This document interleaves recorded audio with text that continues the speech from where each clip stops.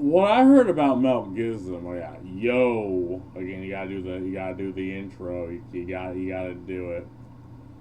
What I heard about Mel Gibson, right? I liked Braveheart. Like that was a pretty damn good movie with Braveheart, and I remember a lot of people were, they looked at Mel Gibson. It's like, yeah, he makes some legitimately good movies, right? Like he makes good entertainment, and he's well established in the industry. And I remember one controversy. What was that movie about Jesus?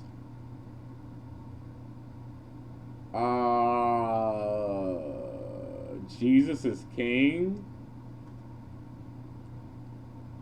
Jets.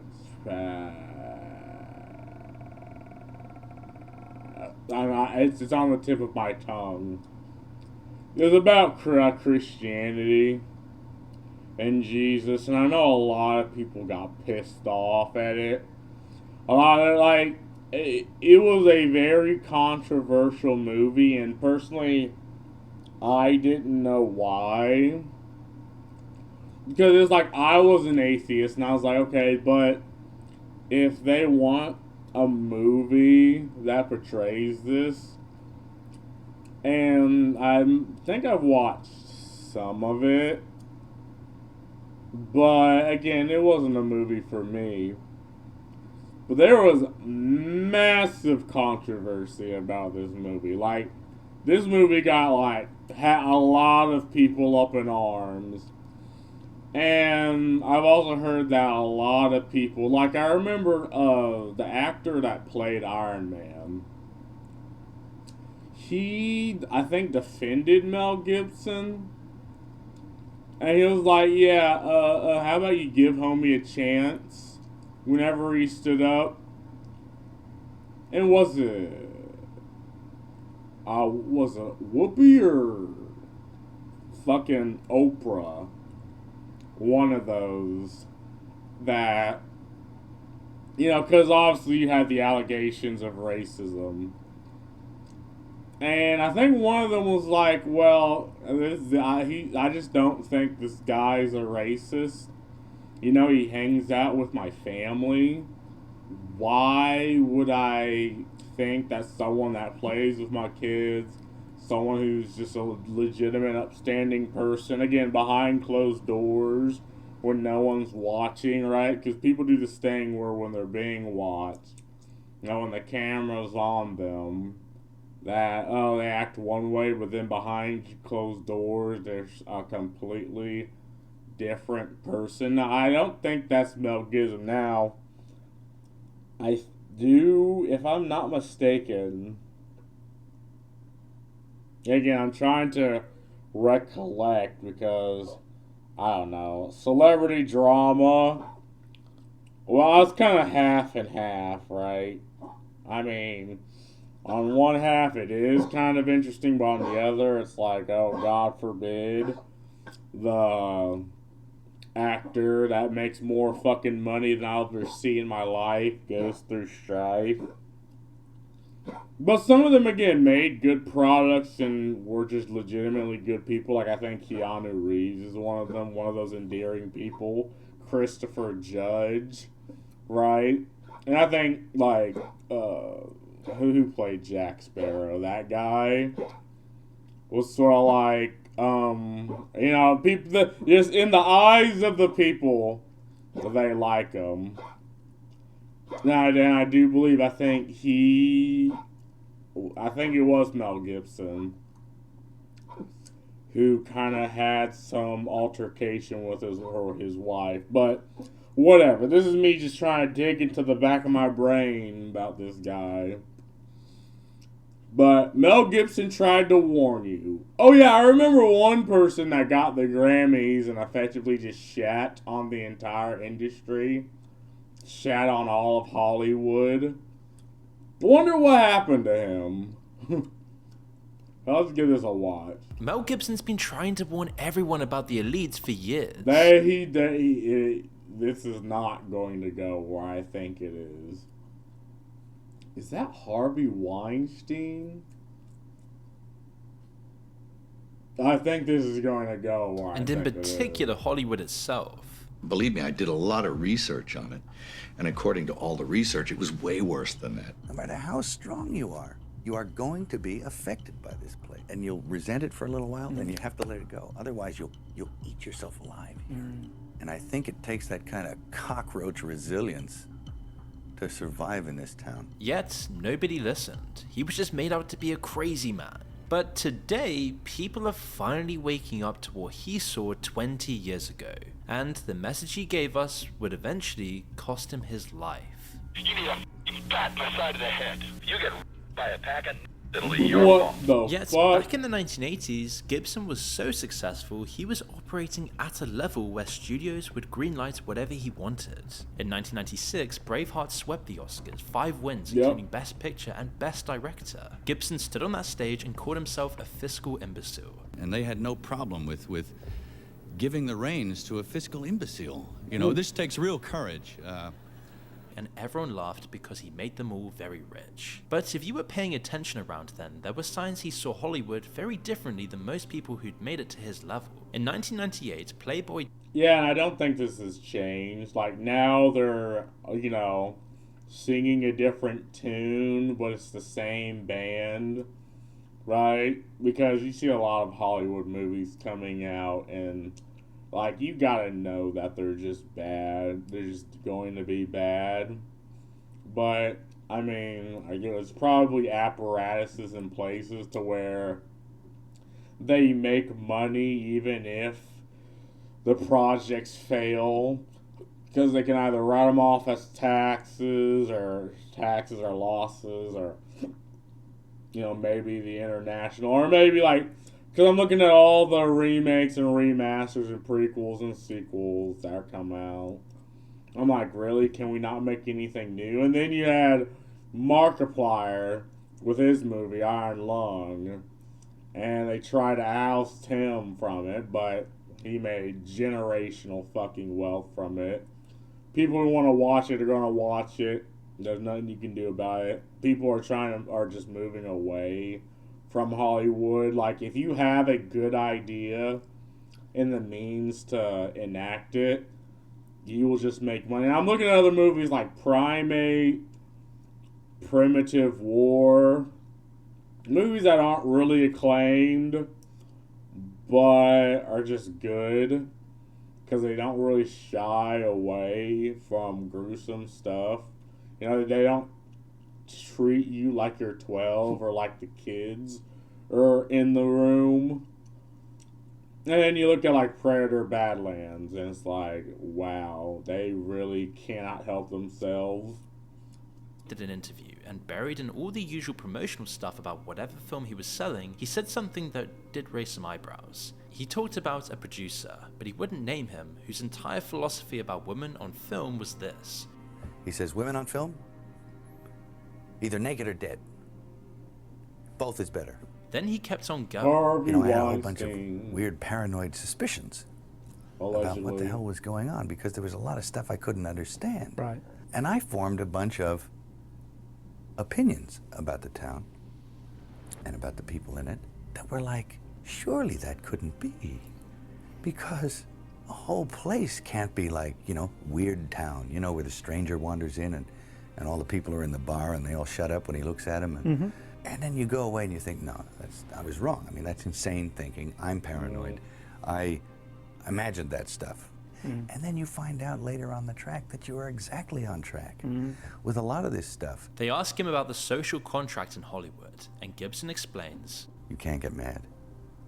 You can't let it get you, because you have to make a deal with everyone else, and it's almost unspoken that you are going to be f***ed over at some point by people who you may have done something nice for. Yeah, it's like this corpse that subsumes itself. It's like, hey, if you play the game, you'll make a lot of money, but eventually, the gravy train will run out, so you make as much money as possible. And, you know, it's one of those, if you stare into the void stares back. I 100% believe it's a system that exists to grind people down. I mean, Hollywood, I believe, is very cutthroat. Like, any type of entertainment situation, like, industry, like, name one, like, K-pop, fucking the idol industry. Like, anything that makes money is just immediate, like the voice acting industry, like cutthroat, and very much so. So, and I think that's kind of, well, I mean, that's probably about a third of what he's discussing, but there's probably other things. He also tells a surreal story about meeting Christopher Walken on a New York rooftop, which he's obviously dramatizing, but if you don't take it at face value, it does tell you something about the almost otherworldly nature of Hollywood from the outsider's perspective. No, he came to see me on a rooftop in New York. I said, hey, can I talk to you? And he said, sure. He floated in, sideways, through a crowd of people. He was wearing black. And it was like one of those old vampire movies where they don't walk, but they glide. And he was a dancer, you know, so he has very, you know, graceful. Yeah. And my assistant was there, and he left because he couldn't stand it anymore. Yeah. The air had turned cold.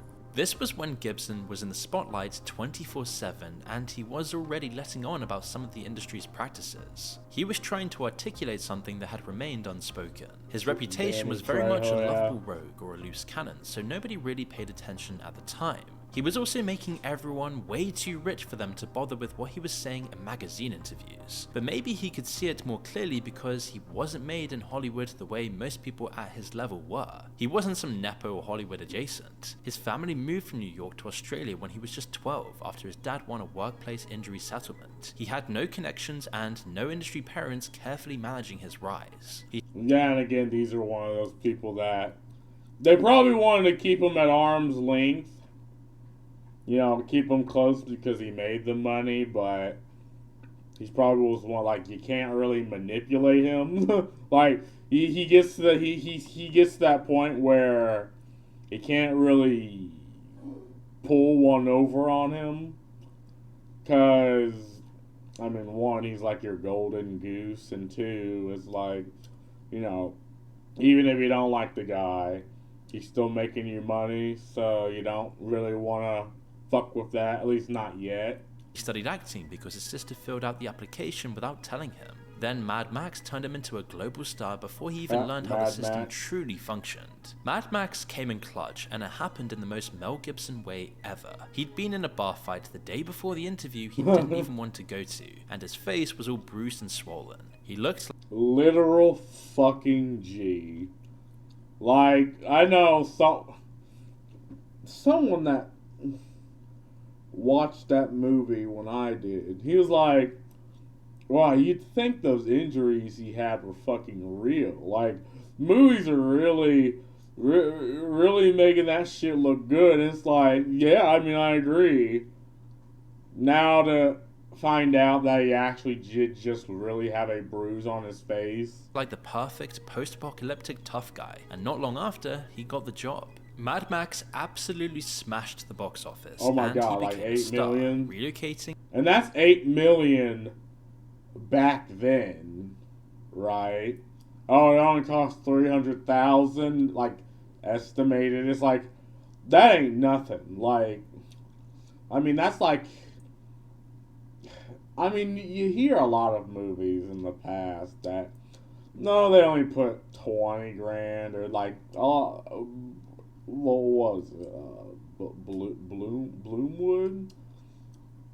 What is that studio that just is known for putting in like pennies into horror movies, but making millions?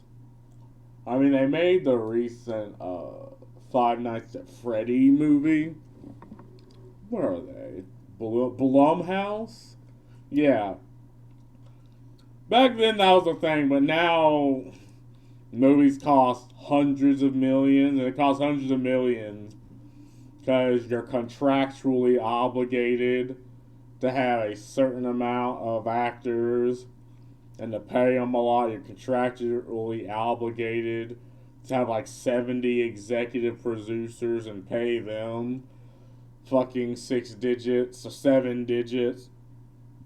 Movies just cost so fucking much to make, and at the end of the day, the remakes, remasters, prequels, sequels, like nothing new. And then again, there are new movies that come out and they're shoved to the side or they get Markipliered and just, booted. So, like, just this right here is like generational. To Hollywood was just the next logical step. So the peculiar thing here is that by the time he showed up in LA for the film Lethal Weapon, he was already famous. That matters because he didn't owe anyone. He didn't have to spend years figuring out which executives to flatter or when to shut up and smile. Most people who make it to Gibson's level learned early that you treat the industry like a religion. You never forget that access requires submission. Gibson missed that and it's like it's for connections. It's kissing enough ass.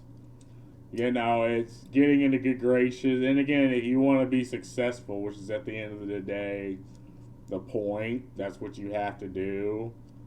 And I mean, it's again, every industry that's to get popular, you have to act this way. Like the rap industry, any type of music industry, movie industry, hell, the gaming industry is kind of becoming this now. Or at least the gaming industry is the one thing where the consumer actively has a voice, even though journalists don't want to talk about it. Like, the movie industry's cooked, right? Music industry, I mean, what new genres of music came out that's actually good? Like, I remember you had dubstep, like, it was legitimately new, and it was the God's music. Like, nothing's better than dubstep. But then after that, I mean, you get a lot of, like, sus rap. And then rap in the early 2000s was lit.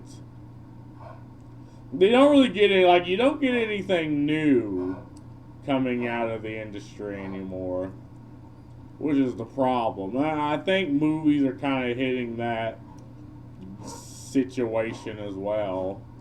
Entire education. But he did have some very real personal problems that began to unravel. His drinking is getting worse, his marriage is falling apart, his behavior is bordering on too eccentric, posing a risk for those around him. He also began making a name for himself as a homophobe and anti-Semite after a series of drunk conversations. And then he decides he's going to make a movie that's basically designed to detonate every relationship he has in Hollywood. I'm of course talking about The Passion of the Christ. Yes, this was that fucking movie, right?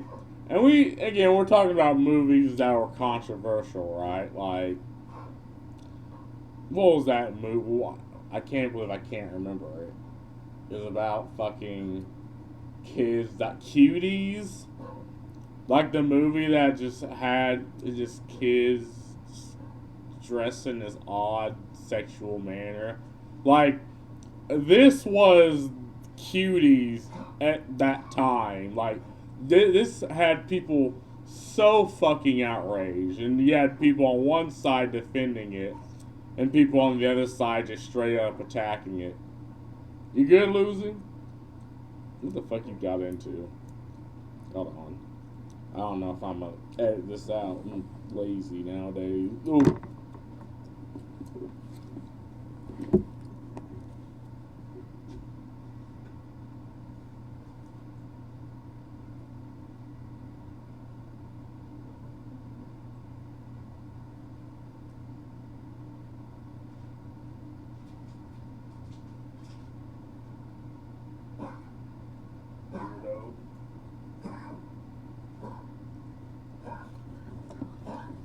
Gotta get some off the damn table. Alright, and we're back. Where the fuck did that go? But yeah, this had so many jimmies rustled.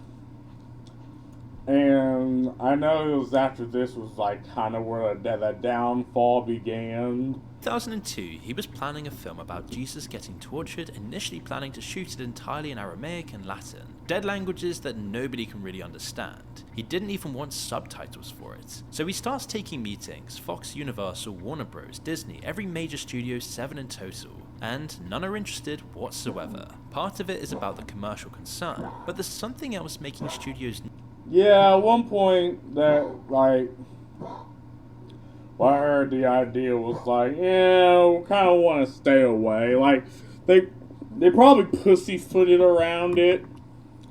And they're like, yeah, well, we're concerned that, you know, it's religion and people aren't going to really watch it. Like, people might think it's this, that, or the other. But he clearly went through with it anyway. Nervous before he's even shot a single frame. The Anti-Defamation League, an American charity targeting anti-Semites, gets hold of an early script and immediately starts raising the alarm. The national director of the Anti-Defamation League said, quote, "By all appearances, Mr. Gibson has moved ahead with his plans to base his film based on the traditional passion play narrative that blames Jews for the killing of Jesus. Yeah. For those who will see this film, the poisonous accusation that the Jews were responsible for the killing of Jesus will be unambiguous and clear." Gibson's already got baggage here. His father was a Holocaust denier, and when pressured, he said that my dad taught me my faith and I believe what he taught me. The man never lied to me in his life. Yeah, it's like, why would you? Again, such odd tactics being used. Now they're demanding he throws his fucking dad under the bus. It's like, bro, what? Like, this is why the ADL is just...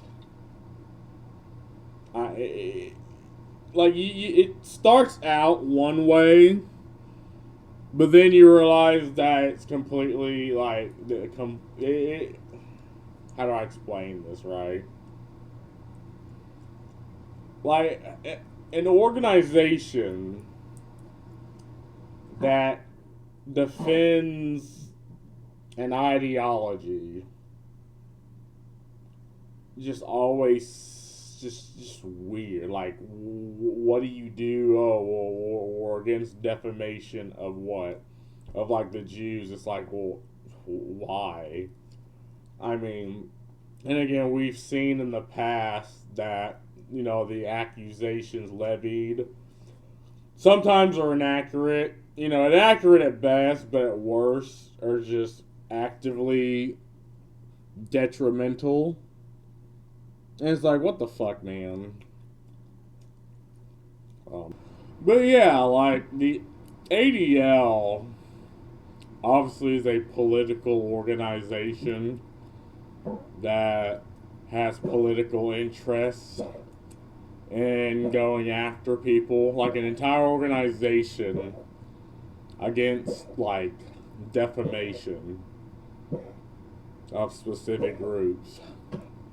Obviously, there's no conflict of interest there, right? So the criticism starts building. New York Times critic Frank Rich questions whether the film could fuel anti-Semitism. Gibson's response? He tells the New Yorker, "I want to kill him. I want his intestines on a stick. I want to kill his dog."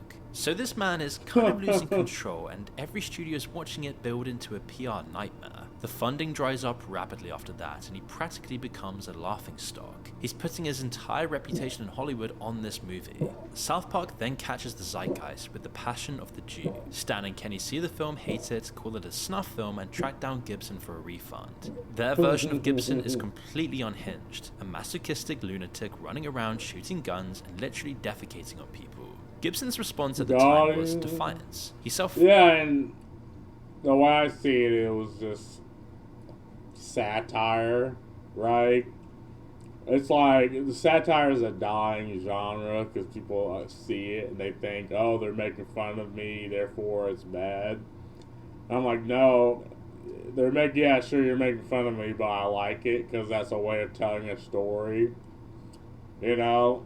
Finances the entire production, remortgaging property, coming up with $45 million out of his own pocket. If this bombs, he's then personally destroyed. So the film opens on Ash Wednesday, 2004. Critics are split. There are massive protests outside theaters, but also Yep. massive lines of people wanting to see it. It then goes on to gross $83 million in its opening weekend, and goes on to make $612 million worldwide, the highest grossing R-rated film at the time. Gibson then personally walks away with somewhere between $400 and $475 million.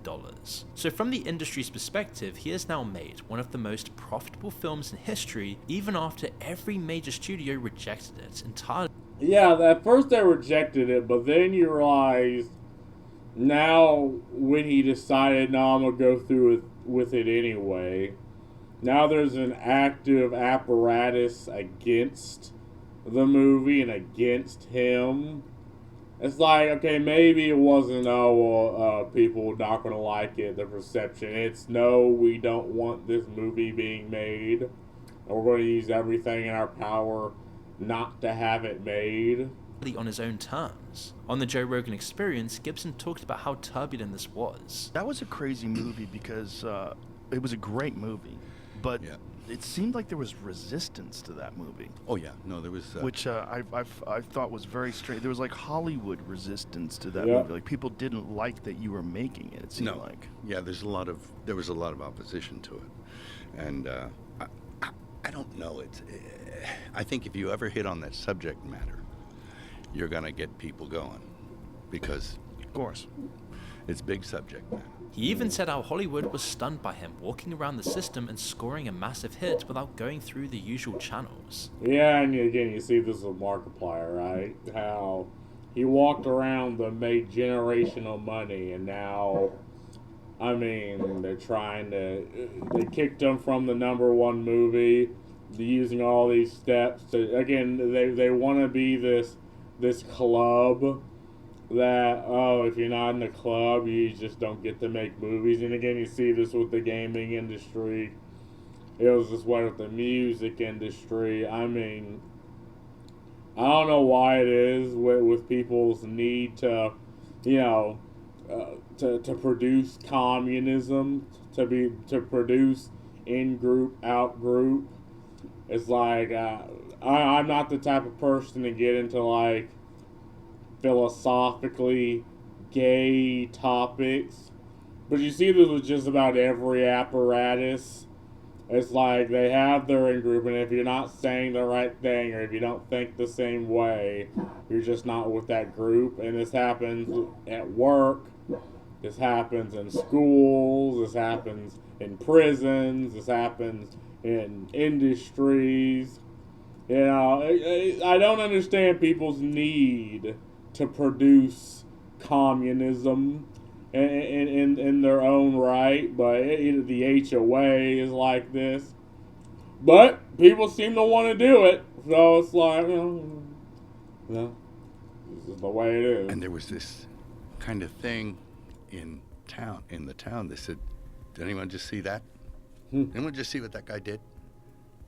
Can't let that guy do that again. Because it sort of walked around the entire system. It was a well-received podcast because Gibson, for all his woes, came across as more down-to-earth than your average massive star. Comments Yeah, I mean, there's no Hollywood star that, in his position that isn't a little bit weird, right? Like, in this apparatus, you have to be cool, level-headed, you gotta say the same thing, act the same way, grease the right palms until you're like him, or like Markiplier, and you're like, no, I don't think I will.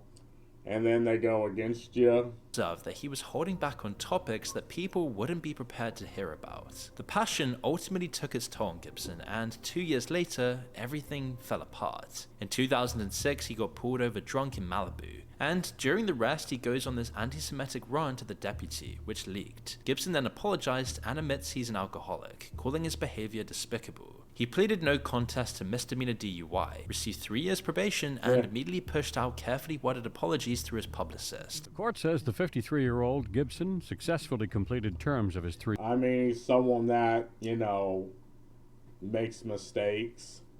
Again, I guess I'm just of the wrong mindset here. It's like, okay, he's not Jesus fucking Christ, and that's fine. You know, and there's probably going to be a lot more mistakes. But as you see, there's people that can actively make the wrong decisions, but then there's people like him that just makes mistakes and he's attacked, while the people that actively make bad, fucked up decisions, but they say the right things, act the right way, they're fine. Year probation. Gibson was arrested for driving drunk in Malibu in July of 2006. And during the arrest, the actor-director made derogatory comments about Jews and women, tried to escape, and repeatedly threatened the arresting deputy. While also admitting to being an alcoholic for decades. Because you're dealing with a sort of a malady of the soul, an obsession of the mind, and a physical allergy. And some people need a big tap on the shoulder. In my case, public humiliation on a global scale seems to be what was required. But it was all just damage limitation, and the industry's response is instant and total. To everyone who criticized his views, this DUI and his unsavory rant that accompanied it was just the smoking gun. Apocalypto, a film he directed and one of his best, was already in post-production, and its release was pushed back to avoid negative press. But after that, the upper echelons of Hollywood were closing ranks. Soon after, Ari Emanuel, one of the most powerful agents in the industry, publishes an open letter calling for everyone to boycott Gibson. Yep. Quote, Hollywood should not do business with Mel Gibson until he demonstrates a real understanding of the harm he has caused. Being drunk doesn't make you say things you don't believe. It makes you say things you already believe. That's not entirely true. But it's not entirely false either. I mean... If this industry looks the other way, it sends a message that success excuses hate. And then things got worse. In July of 2010, Mel Gibson then found himself at the center of another major scandal when audio recordings surfaced from a phone call with his then partner. In the recordings, Gibson makes an explicitly racist remark suggesting that if she was assaulted, it would be somehow her fault. In the same conversation, he's also heard threatening to burn down her house while she was inside of it. And apparently there were actually some 35 minutes of deranged phone calls that leaked to the press in total. I don't work around in tight clothes. I stay at home for most of the time. You go out in public and it's an embarrassment to me. You look like a bitch on heat, and if you get by a pack of because you provoked it. I'll report her to the people that take fucking money from the wetbacks, okay? You What? pat my side of the head. Alright? How about that? I'm threatening I'll put you in a rose garden, you. You understand that? Because I'm capable of it. You understand? The fact that she recorded all of this says a lot, and as the situation escalated, he was legally barred from coming near her or their daughter under a domestic violence related restraining order. Those 6 years have made... Yeah, and to be fair, it is a bit unhinged, but saying that kind of fucked up, but did he... I mean, was he abusive? Again, people say stupid shit when maybe intoxicated or when an argument's heated. And it's easy for, the online fucking court of online opinion to hear that and immediately be against them. But it's like, okay, between two people, sometimes people say just fucked up shit to get under each other's skin. But I mean, I do think obviously she's in the right to make the order and to keep him the fuck away after what he said. I mean, I do the same fucking thing in her position. Just scandals shattered Mel Gibson's career. Nobody would touch him. From 2006 to 2016, Mel Gibson appeared in one film called The Edge of Darkness, a film where he plays a man who discovers that powerful institutions are conspiring to cover up crimes, and he's the lone truth seeker willing to die to expose them. Whether intentional or not, it was a perfect mirror into how Gibson saw himself. Around that time, accusations of game playing surrounding Gibson's exile from Hollywood began to surface too. When Ari Emanuel published a letter demanding that Gibson would be expelled from Hollywood, he was represented by Ed Lamato at ICM. So Emanuel was taking this principled stand while actually kneecapping a rival's agency's biggest star. In 2009, Lamato moves to William Morris, bringing Gibson with him and the agency's merge. Suddenly, Gibson is now Emanuel's client through that same veteran agent. So does Emanuel drop him on principle? No. He keeps him quietly on the books and nobody says anything about the contradiction until he was booted from the books again following the episode between him and his wife. While Gibson was slinking around the fringes of Hollywood, in 2007, Robert Downey Jr. stood up for him. Oh yeah, This was when things began to turn around.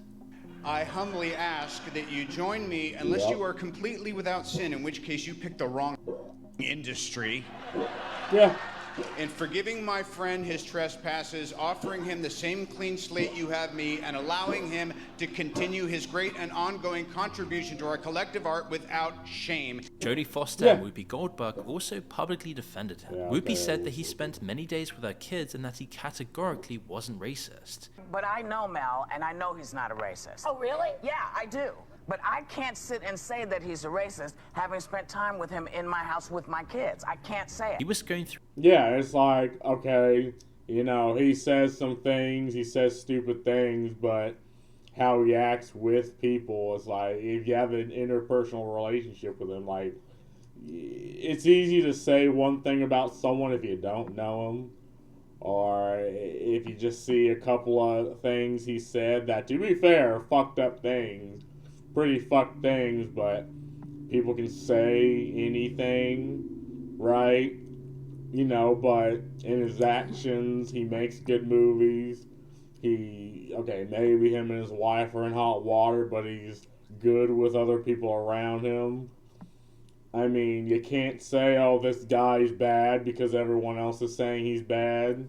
Intense. Again, people don't like to lie to themselves, and I think, you know, I mean, the path Whoopi Goldberg has kind of gone down in the past, kind of weird, but, I mean, in this particular case, I think she just did a good thing being like, yeah, I can't say that. Therapy at the time and seemed very keen to rehabilitate himself and his public image. But Robert Downey Jr.'s point hits on an extremely important point about the industry, bringing us right back to Gibson's own comments from 1998, involving the producer who wanted women either naked or dead. This is now widely suspected to refer to Harvey Weinstein, 20 years before this became public. While the wheels are coming off Gibson's career, Weinstein is operating openly. Allegations followed him for years. People like Tarantino surrounded him. There were whispers at parties, jokes about it at award shows, and shockingly acknowledged behind closed doors, and yet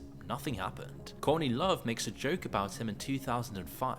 Do you have any advice for a young girl moving to Hollywood? I'll get live with it. Harvey Weinstein invites you to a private party and 4 seasons stuff. And this joke effectively blacklisted her from Hollywood. Weinstein kept working until 2017, until 80 women came forward. Rose McGowan helped expose his decades of abuse and was virtually blacklisted by Hollywood in the aftermath. But he's just one of many. Roman Polanski... Again, what did I say about apparatuses? Like, he was at the top of the apparatus, and he could sling his big cock around, and that happening just...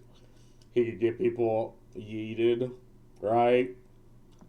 I mean, and the exact same apparatuses people tend to want to defend, right? You know, it's crazy. Guilty to unlawful sex with a 13-year-old in 1977, when he then fled the country. At the 2003 Oscars, 26 years later, he wins Best Director and gets a standing ovation. Goes for Roman Polanski.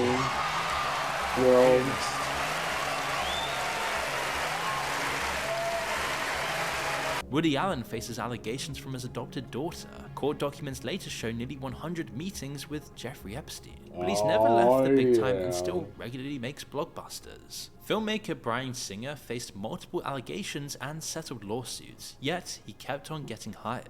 Bohemian Rhapsody won 4 Oscars not long ago.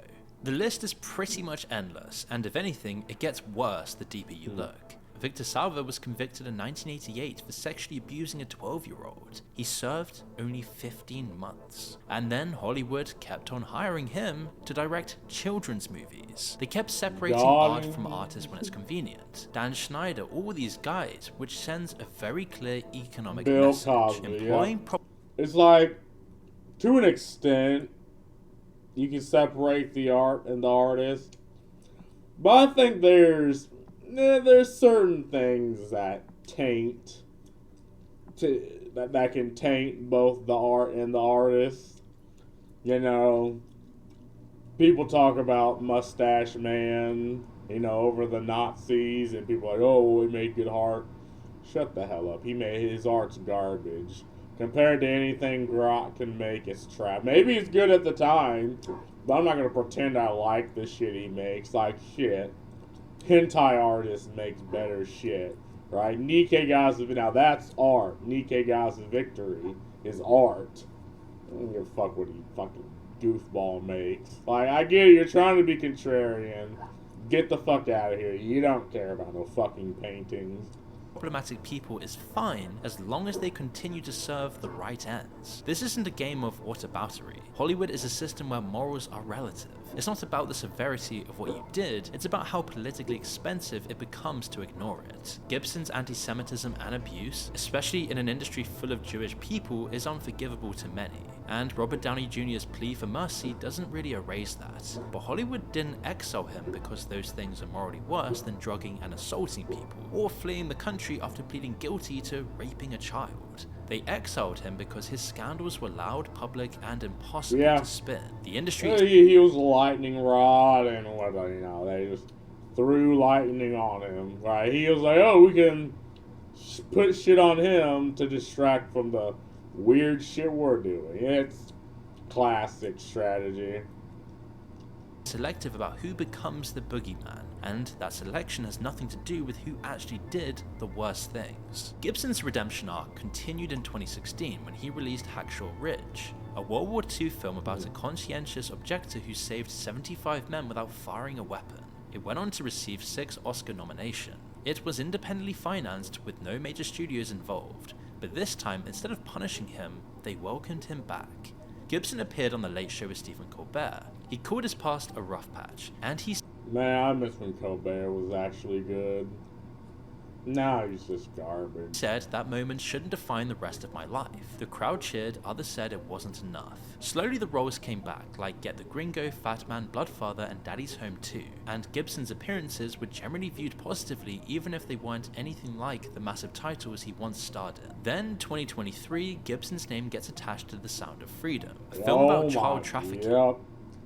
Yep, me and a friend watched this, and immediately people got on him and attacked him for making this movie. And it was so weird that this happened, because I watched this movie and I'm like, they really did their research. Like, they act like Mel Gibson or whoever did this movie did the research on how trafficking actually works, how human trafficking actually happens. And I remember watching this and it's like, wow, like that was a thing at the forefront of my brain. I'm like, they actually understand how it's done. And it was an amazing movie, an artful movie, right? Hey, there was a couple tears in my eyes with this movie. Hey, you know, I'm not I'm stoic, but I'm not this like cold-hearted person. Like, there brought a couple tears to my eyes watching this. But what surprised me is, again, people attacking it like immediately, and it was like, really?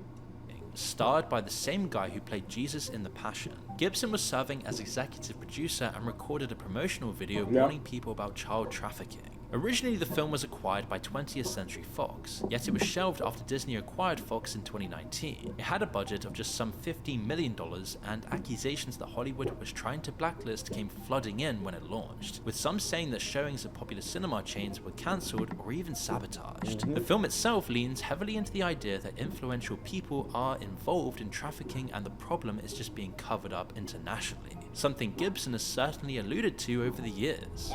And something that, coming out now, we just know happened.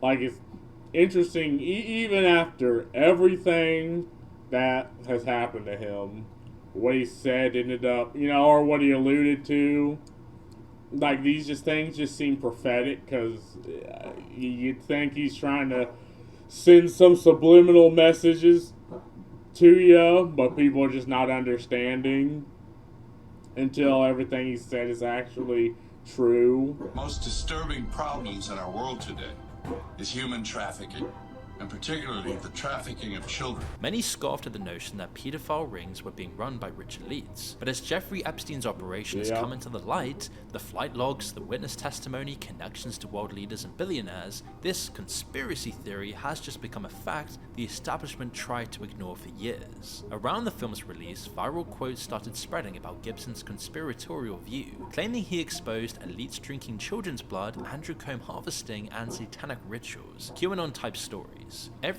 Things that, when they first came out, even I was like, okay, that's a little bit crazy.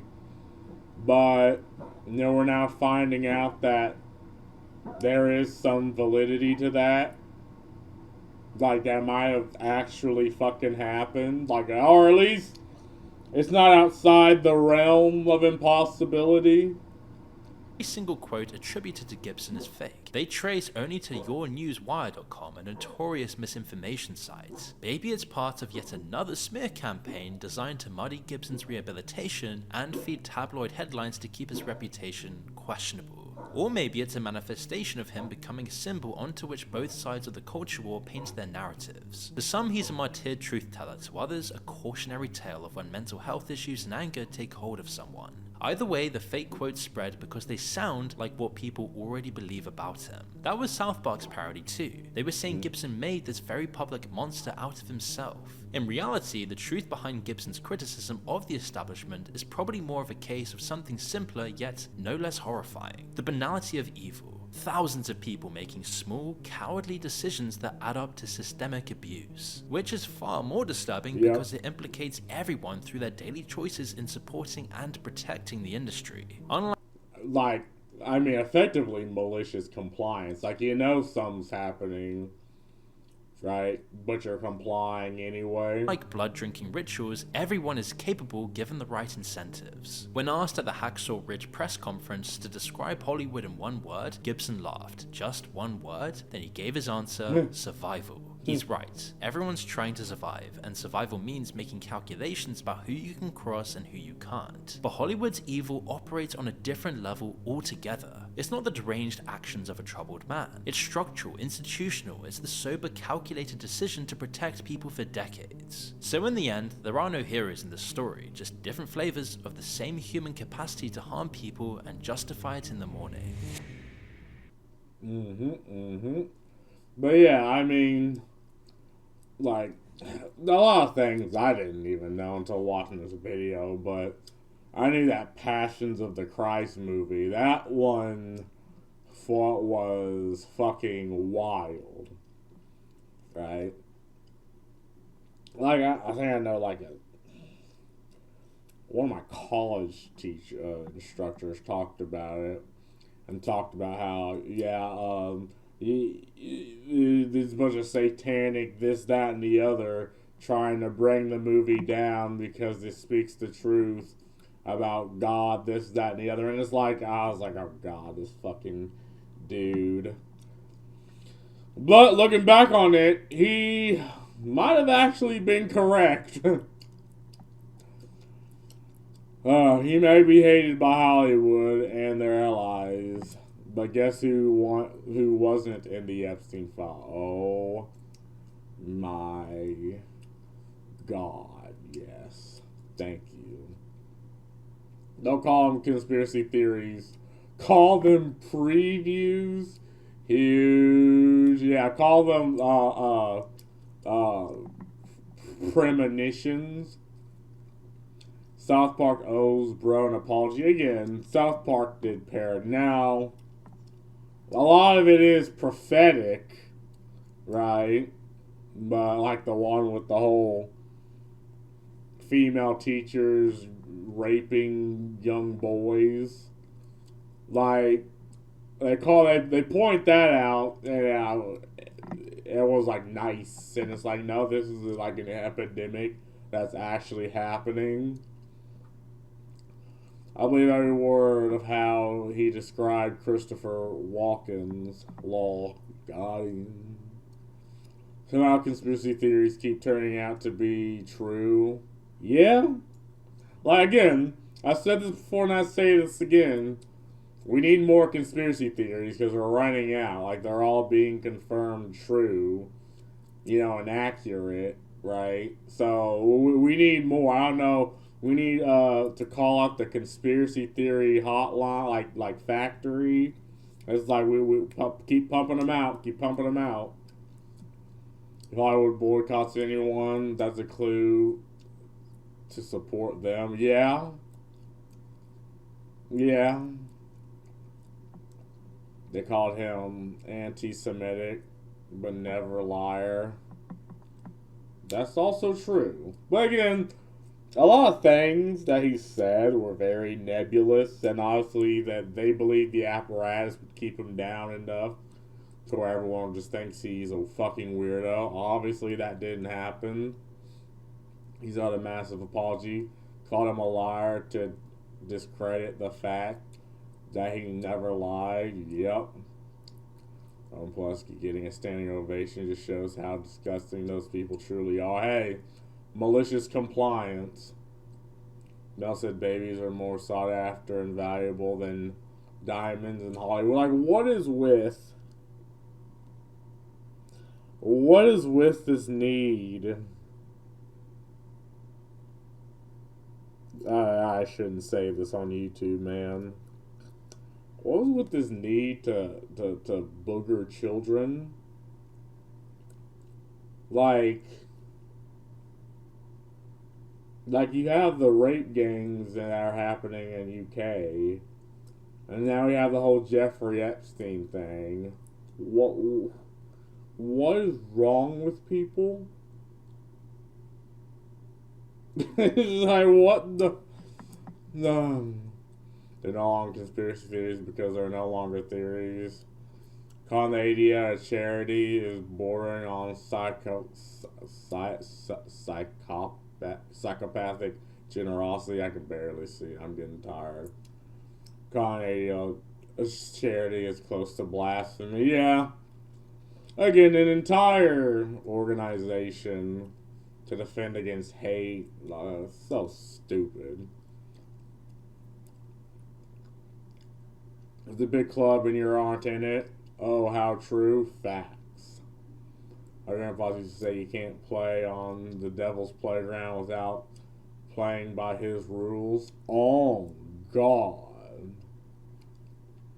Remember how being labeled an anti-Semite is used as a weapon? Yeah, back in those old days. Now people don't give a fuck because it's thrown around so many goddamn times. But anyway, that's all I gotta say about this. I'm tired, bro. Peace.